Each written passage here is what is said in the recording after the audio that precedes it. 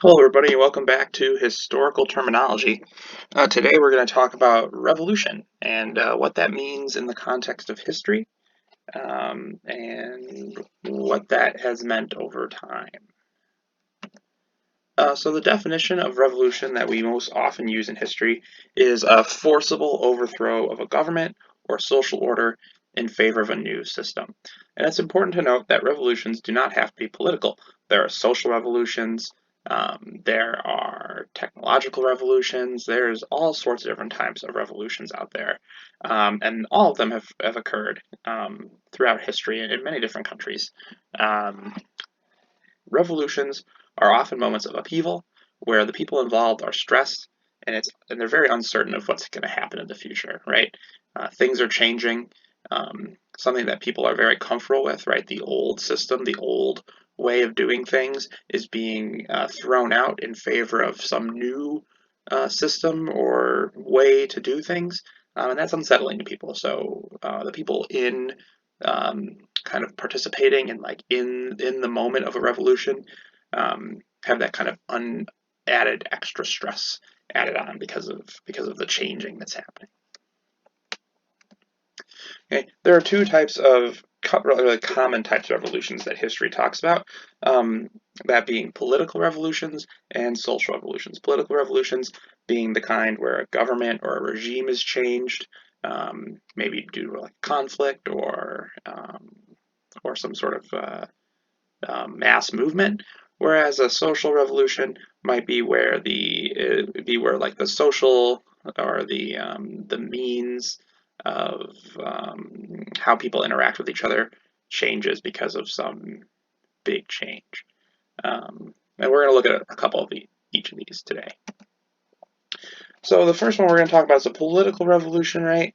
Um, and that's the American Revolution. And I'm going to say that it's often misconstrued as to whether or not the American Revolution is that revolutionary. Um, here's why. The American Revolution is often thought of as this grand changing of the guard within the American colonies, but really, if you think about it, it's not that true.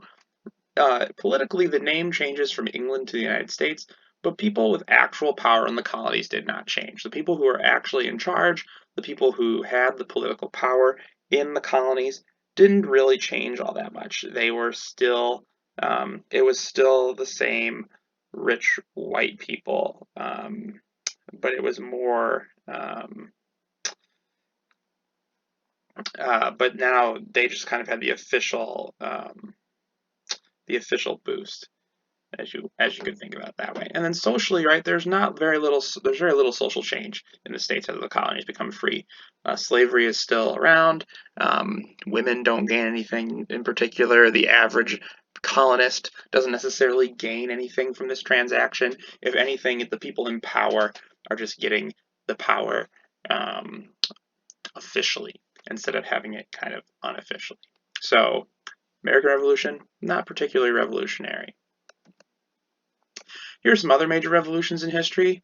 The Industrial Revolution started in England in the 18th century and then has since spread to many other countries that have industrialized. The French Revolution, the first one, happened in 1789 and 1799, and it led to all sorts of different big implications for Europe and then the rest of the world. The Sexual Revolution happened in the 60s through the 80s in the United States and then around the world as well. The Haitian Revolution was an important one because it was the first um, American Revolution led entirely by slaves. The Russian Revolution happened in 1917. That's what ended up creating the USSR. The Iranian Revolution happened in 1979. And then in 1848 is what's called the Irish Revolution. It's one of the other revolutions in 1848, which is called the Year of Revolution, because there are so many of them. And I just picked the Irish one in particular because um, that one does end up leading to a much larger kind of revolt in Ireland, and it ends up creating Northern Ireland down the road. But this is kind of one of the big major sparking points that ends up rolling into that larger movement later on. So what? Revolutions. Okay, revolutions are movement with the potential to change the area affected for both good and bad. Let's take a look at the French Revolution, for instance. So there are some good things that happened during the French Revolution. Women had a voice in politics. They talked about democracy, freedom for all great things. But there are also some bad things that came out of it. There ended up being Paris was ruled by what was considered the mob, so just generally the masses and the sway of what they wanted and what happened. People were executed, and then out of all that chaos ended up you ended up getting a dictator and then an emperor in Napoleon. So obviously, right, there were some good things that happened during the French Revolution, some bad things that happened during the French Revolution. All those things came out of the same revolution, but obviously some better than others. Okay. Obviously, right, the direction a revolution can go in is determined by the circumstances and the people involved. The people who are leading the charge for this change are the ones who are going to end up deciding the direction of where the revolution heads. In France, it obviously headed south, and by south I meant it didn't go so great right at the end. We had people getting executed every day and kind of terror in the streets. But there have been other revolutions where that hasn't happened. So clearly, the circumstances are always different for each one, and that can really affect the outcome. And regardless, revolutions are important historical events because they often show the struggles between what could be a popular opinion amongst the people and the ideas that are in power. And they provide powerful insights into society at their time, especially back in the 1800s. We don't have as many historical records about what ordinary people thought or what ordinary people were doing. These revolutions give us an idea of what they were thinking about and what they were capable of. Whereas before we might not have been able to get their perspective because they're kind of lost in the crowd of history.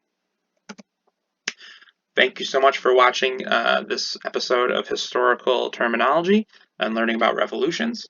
I hope you enjoyed it. See you for the next one.